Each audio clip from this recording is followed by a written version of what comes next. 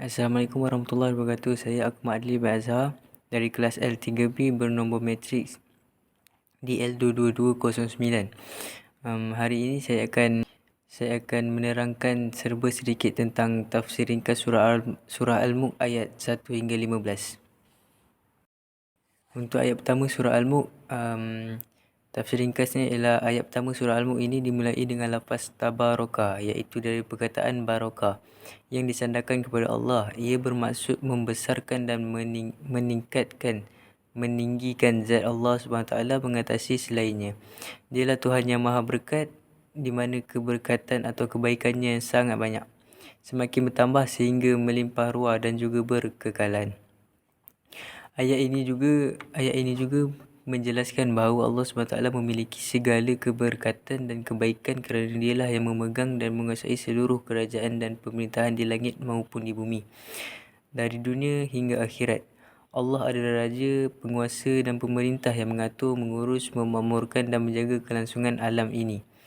Seluruh kerajaan dan pemerintahan itu adalah hak eksklusif Allah SWT sahaja, dan tiada siapa yang memilikinya selain Allah SWT.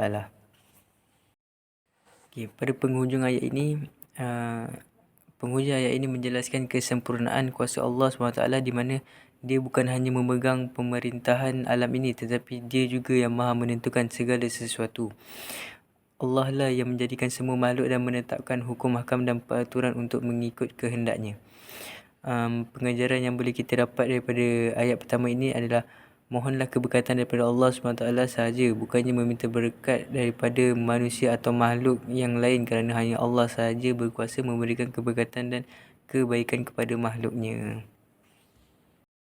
Untuk ayat kedua surah Al-Mulk, ayat ini membuktikan tentang kekuasaan Allah pada diri manusia. Selepas ayat yang pertama yang menerangkan tentang kehebatan Allah SWT yang memegang seluruh kerajaan dan juga maha berkuasa atas segala sesuatu, ayat kedua ini pula menghuraikan salah satu tanda kekuasaan Allah, iaitu penciptaan kematian dan kehidupan yang dilalui oleh setiap manusia. Ayat ini mengajak manusia merenungi dan memikirkan rahsia di sebalik kejadian hidup dan mati, termasuklah hikmah di sebalik perencanaan Allah SWT dan ujiannya agar manusia dapat melihat dan memahami kebesaran kuasa Allah, kebijaksanaannya dalam mengatur segala urusan dan kesempurnaan pentadbirannya. Dialah yang menciptakan khalaq, iaitu kematian dan kehidupan. Ayat ini dijadikan dalil oleh sebahagian ulama' bahawa kematian dan kehidupan juga adalah salah suatu bentuk makhluk yang wujud kerana ia diciptakan oleh Allah SWT. Ayat ini juga bermaksud Allah lah yang telah menjadikan proses kematian dan kehidupan atau menetapkan masa kematian dan kehidupan seseorang. Dalam ayat ini Allah SWT menyebut kematian dahulu dan baru diikuti dengan kehidupan. Mati al-maut di sini bermaksud tanpa kehidupan, yang merangkumi fasa sebelum kelahiran dan selepas kehidupan seseorang manusia. Manakala al-hayah, hidup, pula meliputi kehidupan di dalam dunia dan kehidupan di dalam akhirat. Seterusnya, ayat ini menjelaskan bahawa Allah SWT menjadikan kematian dan kehidupan dengan tujuan untuk menguji siapakah makhluk ciptaannya yang paling baik amalnya. Setiap manusia akan melalui ujian saringan bagi mengenal pasti siapakah yang paling taat dan ikhlas dalam beramal. Ayat ini menunjukkan bahawa penilaian amal di sisi Allah SWT adalah pada kualiti amal tersebut, bukan semata-mata pada kuantitinya, kerana dalam ayat ini Allah tidak mengatakan yang paling banyak amalnya. Di akhir ayat ini Allah menyatakan bahawa dan dia maha perkasa dan maha pengampun. Dua sifat Allah yang ditonjolkan dalam fasa hujung ini menunjukkan kesempurnaan sifatnya. Allah itu maha perkasa dalam melakukan penilaian dan hukuman. Maka manusia mestilah melakukan segala amal dengan penuh kesungguhan, berhati-hati dan berdisiplin agar amalan mereka diterima oleh Allah SWT. Dan pada masa yang sama Allah SWT juga bersifat maha pengampun pada hamba-Nya yang melakukan kesilapan dan sentiasa memohon keampunan serta berusaha untuk mentaati perintah-Nya. Untuk pengajaran ayat kedua ini ialah baca, fahami makna dan tadabbur ayat-ayat Al-Quran yang lebih menerangkan tentang kematian dan kehidupan agar kita lebih memahami dan menghayati tujuan sebenar kita diciptakan oleh Allah SWT. Okay, untuk ayat ketiga dan keempat, ayat ini menerangkan tentang bukti kekuasaan Allah pada alam semesta. Okay, selepas menjelaskan tentang kejadian hidup dan mati dalam ayat sebelumnya, dalam ayat ketiga pula Allah mengajak manusia agar merenungi tanda kekuasaannya yang lain pula yang berada di bawah kerajaan milik Allah, iaitu kejadian langit. Ayat ini menjelaskan bahawa Allah lah yang telah menciptakan 7 petala langit yang berlapis-lapis atau bertingkat-tingkat. Keadaan dalam 7 tingkat atau lapis ini juga telah disebutkan dalam beberapa ayat Al-Quran yang lain dan juga hadis. Contohnya ayat 15 surah An-Nur dan juga hadis mengenai peristiwa Isra' dan Mi'raj. Terdapat beberapa pandangan dari sudut ilmu astronomi yang telah dikemukakan bagi menerangkan maksud 7 tingkatan atau lapisan langit tersebut. Antaranya 7 lapisan itu merujuk kepada galaksi-galaksi dan planet-planet lapisan atmosfera. Walau bagaimanapun belum ada kepastian tentang ketepatan maksud-maksud tersebut kerana teori dan hasil kajian astronomi ini mungkin berubah dengan perkembangan sains dan teknologi semasa. Oleh itu, dalam mentafsirkan maksud ayat ini, Syed Qutb menasihatkan kita supaya beriman dengan Allah SWT, dan secara zahirnya dan menyerahkan hakikatnya kepada Allah SWT. Dalam ayat ini juga Allah menyatakan bahawa Dia telah menjadikan langit tanpa ada sebarang kepincangan atau ketidakseimbangan yang boleh dilihat dengan panca indera kita. Kemudian Allah SWT mencabar manusia agar kembali memerhati kejadian langit. Jika mereka berupaya menemui sebarang kecacatan atau kekurangan pada ciptaannya, hasilnya sudah pastilah tiada sebarang kecacatan yang kita boleh lihat dengan panca indera terbatas ini, kerana Allah telah mencipta langit dengan sangat rapi, sempurna, tanpa ada sedikit pun kekurangan. Dalam ayat keempat, Allah memerintahkan manusia agar mengulangi pemerintahannya. Astagfirullahaladzim. Dalam ayat keempat, Allah SWT memerintahkan manusia agar mengulangi pemerhatian mereka terhadap kejadian langit berulang kali, kerana lazimnya manusia tidak dapat menemui kekurangan pada sesuatu perkara melainkan setelah dilihat atau dikaji berkali-kali. Namun, manusia tetap tidak dapat mencari kekurangan dalam penciptaan langit kerana tiada sebarang kekurangan yang ditemui. Namun, manusia tetap tidak dapat mencari kekurangan dalam penciptaan langit kerana tiada sebarang kekurangan yang ditemui. Bahkan mereka hanya mendapat keletihan dari usaha yang sia-sia itu. Okey, ini pengajaran daripada ayat ketiga dan keempat. Marilah kita menggunakan panca indera dan akal anugerah Allah SWT untuk memperkara kebaikan dan berusaha mengelakkan diri dari menggunakan panca indera dan akal fikiran untuk perkara yang sia-sia. Justru berfikir dan kajilah kejadian alam semesta ini dengan tujuan yang betul, iaitu untuk mengukuhkan dalil-dalil yang membuktikan kekuasaan Allah, bukannya untuk mencari kekurangan atau kepincangannya. Okay, untuk ayat kelima, ayat ini juga membuktikan tentang kekuasaan Allah pada alam semesta. Dalam ayat sebelum ini, Allah SWT menyatakan salah satu kejadian alam ini alam yang hebat dan bebas dari sebarang kecacatan, iaitu langit. Dalam ayat ini, Allah SWT menjelaskan lagi kehebatan yang ada pada makhluk ciptaannya ini.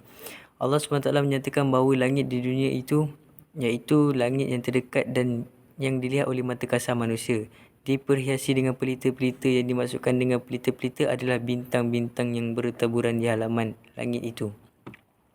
Bintang-bintang yang memiliki pelbagai bentuk dan warna itu menjadikan langit serba indah apabila dipandang pada waktu malam. Jika tiada bintang, pasti langit akan menjadi gelap, gelita dan suram. Di samping menjadi perhiasan bagi langit, bintang-bintang juga berfungsi sebagai alat pelempar syaitan yang cuba mencuri dengan berita dari langit.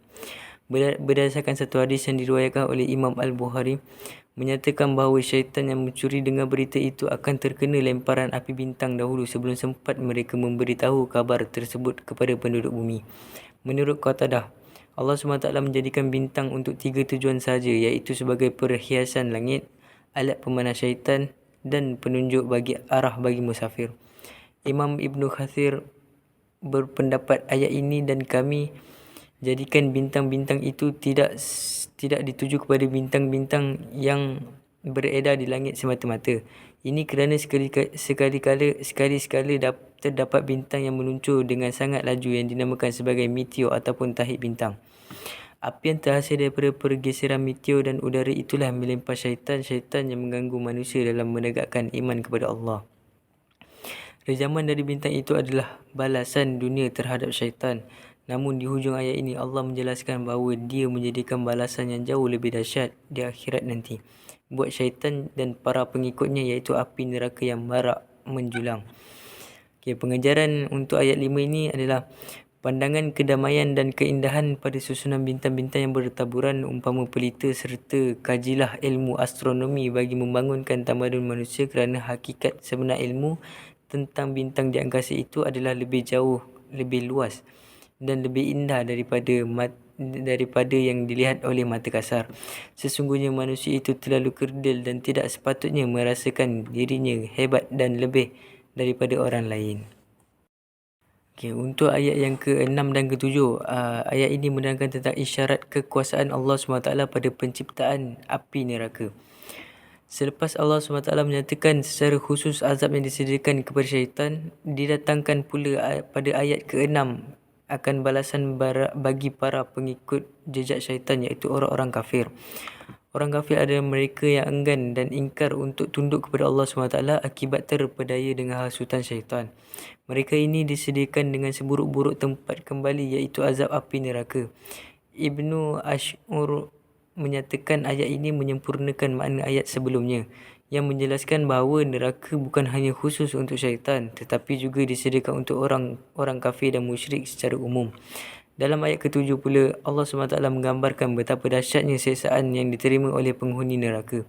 Sejurus mereka dihumban ke dalam neraka, terdengarlah suara pekikan mereka yang menggambarkan ketakutan dan kesakitan yang dirasai akibat api neraka yang panas menggelegak itu. Sufyan al-Thawri membayangkan ahli neraka itu dihumban dan dibolak-balikkan umpama biji benih yang sedikit dimasukkan ke dalam air menggelegak yang banyak. Bayangkanlah. Pengajaran yang boleh kita dapat daripada ayat 6 dan 7 dari surah Al-Mulk ialah kita perlu yakin dan percaya bahawa Allah SWT sahaja satu-satunya tempat pengabdian dan ketaatan secara mutlak.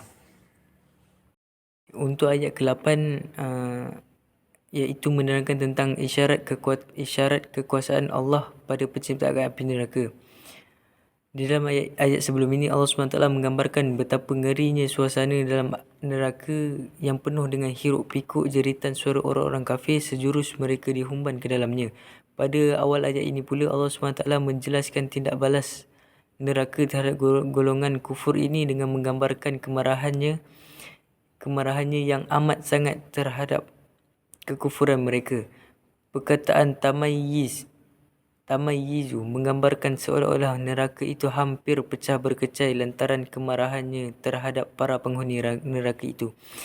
Ayat ini juga menjelaskan bahawa mereka yang masuk dalam neraka itu adalah dalam kumpulan yang ramai. Dalam keadaan demikian, malaikat Zabaniyah mencela dan mencerca mereka dengan bertanya, tidak pernahkah datang kepada kamu seorang rasul yang diutus oleh Allah SWT yang memperingatkan kamu kepada azab hari kiamat yang menimpamu pada saat ini? Tapi sayang sekali kerana mereka tidak mengendahkan seruan ketika di dunia.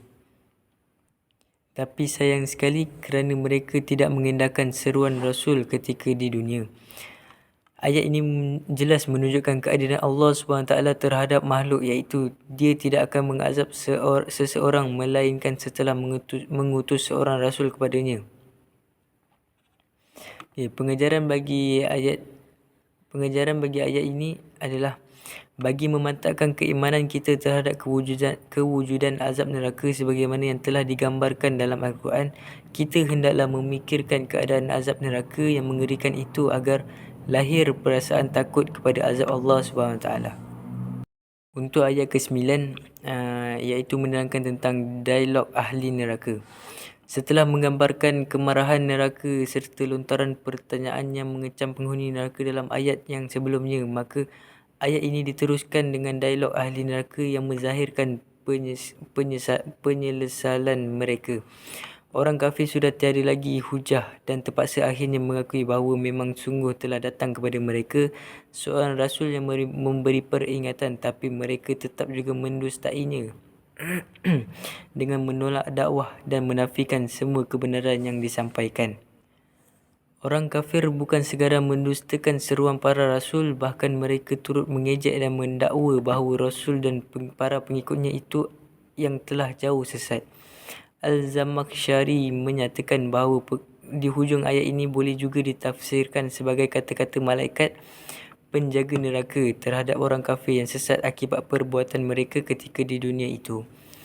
Pengajaran daripada ayat 9 ini adalah renungilah ayat-ayat Al-Quran yang menggambarkan kecaman, soal jawab dan siksaan yang dihadapi oleh ahli neraka agar menjadi peringatan kepada kita supaya sentiasa berwaspada daripada melakukan kekufuran dan kemungkaran semasa di dunia. Yang seterusnya adalah ayat 10 dan 11, iaitu membincangkan tentang penyesalan dan pengakuan ahli neraka. Pada ayat sebelumnya, orang kafir mula menyesali dosa-dosa mereka dan mengakui bahawa mereka telah mendustakan, menafikan dan menolak seruan dakwah yang sampai kepada mereka. Rentetan daripada itu, ayat ini menggambarkan penyesalan mereka yang semakin besar. Orang kafir menyesali kedegilan diri mereka sendiri yang dahulu semasa di dunia tidak langsung mendengar risalah yang disampaikan dan juga tidak mahu memikirkan nasihat yang disampaikan oleh para penyampai risalah. Namun pengakuan dan penyesalan itu tersia-sia kerana mereka telah pun menjadi penghuni neraka. Tafsir Al-Azhar menyatakan bahawa dosa yang paling besar adalah dosa kufur. Ada beberapa bentuk kekufuran, antaranya menafikan adanya Tuhan, percaya adanya Tuhan tapi enggan mengakui ketuhanan, tidak mengiktiraf suruhan dan larangan Tuhan, yang terakhir menolak rasul yang diutuskan dan risalah yang disampaikan. Okey. Pada penghujung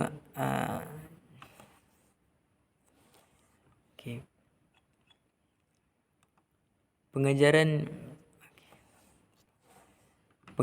daripada ayat 10 dan 11 ini adalah yakinlah bahawa akhirat adalah masa pembalasan. Hanya orang yang beriman dan tidak melakukan dosa syirik akan selamat, manakala orang kafir kesudahannya adalah neraka walaupun mereka berbuat baik semasa di dunia. Maka berimanlah dan beramallah dengan ajaran Islam yang disampaikan oleh Rasulullah SAW agar kita terselamat daripada siksaan neraka di akhirat kelak. Yang seterusnya adalah ayat ke-12, iaitu isyarat kekuasaan Allah pada ilmunya yang sangat halus pada penciptaannya.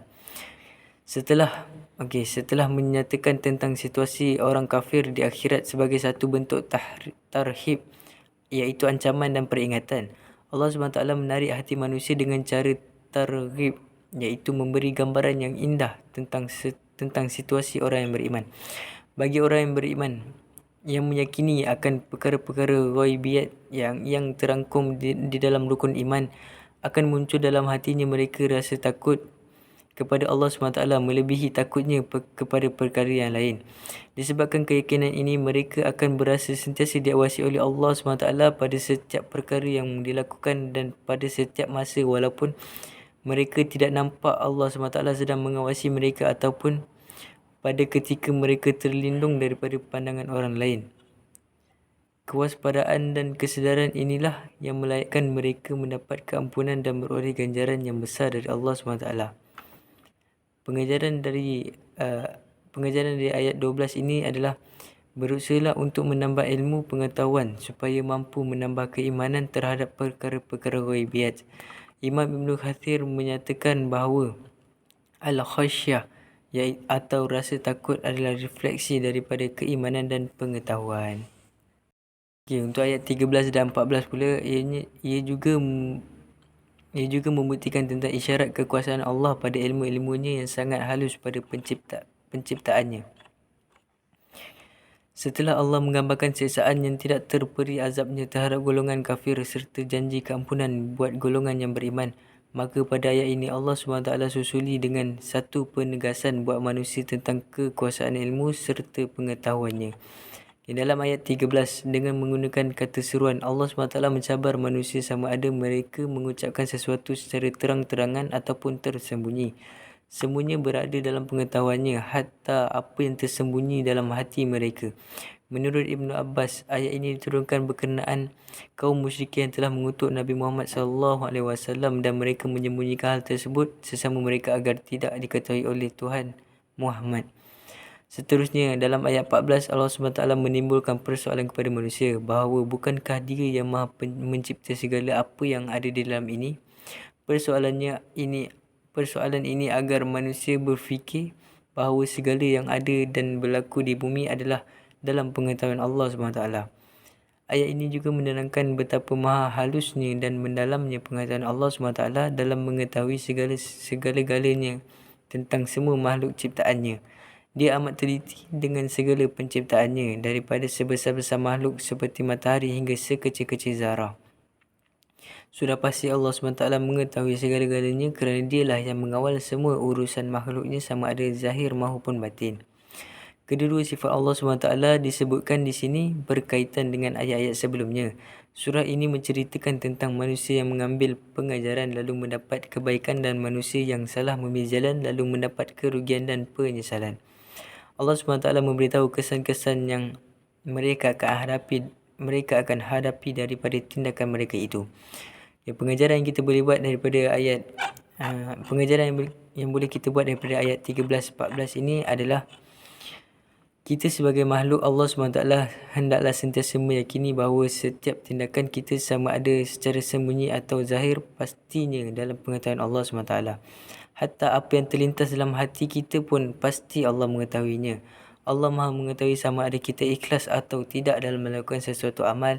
Jika kita benar-benar sedar akan perkara ini, pasti tidak akan terlintas sedikit pun di hati kita untuk membuat maksiat. Bahkan merancang untuk membuat maksiat pun pasti kita akan berasa malu dengan Allah SWT. Untuk ayat terakhir, iaitu ayat 15. Ia menceritakan tentang bukti kekuasaan Allah SWT pada penciptaan muka bumi. Setelah ditegaskan dalam ayat sebelumnya bahawa Allah SWT adalah Tuhan yang maha halus pentadbirannya dan maha luas pengetahuannya, maka dalam ayat ini sekali lagi Allah SWT membuat penegasan tentang kekuasaannya. Allah SWT menciptakan bumi untuk umat manusia jelajahinya dengan mudah serta dapat memanfaatkan dengan pelbagai aktiviti yang berfaedah seperti pertanian, perniagaan, pengangkutan dan sebagainya. Ayat ini juga menunjukkan bahawa segala usaha yang telah dilakukan di atas muka bumi ini tidak akan membawa sebarang manfaat jika Allah tidak memudahkannya. Kemudian, di pertengahan ayat ini terdapat dorongan kepada manusia untuk mencari rezeki dan bekerja bersungguh-sungguh. Setelah mereka berusaha bersungguh-sungguh dan bertawakal dalam mencari rezeki yang melata di atas muka bumi ini, Allah SWT memberi kebenaran kepada mereka untuk mengambil serta memakan sebahagian daripada pelbagai rezeki yang Allah telah sediakan di seluruh dunia. Di akhir ayat ini pula Allah SWT juga telah memberi peringatan bahawa setelah manusia dibangkitkan daripada kubur masing-masing, mereka akan dikumpulkan untuk menuju Allah bagi mendapat balasan terhadap amal perbuatan mereka ketika hidup di dunia. Hanya kepada Allah sahajalah tempat mereka dikembalikan. Untuk pengajaran ayat ke-15 ini, manfaatkanlah segala kemudahan yang Allah telah sediakan untuk kita di atas muka bumi ini tanpa melakukan kerosakan padanya. Ingatlah, setiap amal perbuatan kita akan dipersoalkan oleh Allah SWT walau sekecil-kecil zarah dan tidak akan terlepas daripada perhitungan Allah SWT. Untuk itu sahaja tafsir ayat surah Al-Mulk ayat 1 hingga 15. Sumber rujukan saya buat adalah dari tafsir pimpinan Ar-Rahman, tafsir fi Zilalil Quran, tafsir Al-Muyassar, tafsir Ibnu Kathir, tafsir As-Sa'di. Sekian, Assalamualaikum.